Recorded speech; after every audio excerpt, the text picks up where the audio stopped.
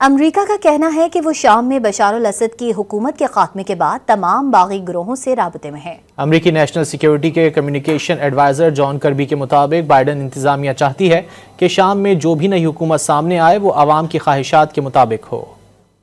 अमरीका का कहना है कि वो शाम में बशार अल असद की हुकूमत के खात्मे के बाद तमाम बागी गिरोहों से राबते में है। अमरीकी नेशनल सिक्योरिटी के कम्युनिकेशन एडवाइजर जॉन कर्बी के मुताबिक बाइडन इंतजामिया चाहती है कि शाम में जो भी नई हुकूमत सामने आए वो अवाम की ख्वाहिशात के मुताबिक हो। अमरीका का कहना है कि वो शाम में बशार अल असद की हुकूमत के खात्मे के बाद तमाम बागी गिरोहों से राबते में है। अमरीकी नेशनल सिक्योरिटी के कम्युनिकेशन एडवाइजर जॉन कर्बी के मुताबिक बाइडन इंतजामिया चाहती है कि शाम में जो भी नई हुकूमत सामने आए वो अवाम की ख्वाहिशात के मुताबिक हो।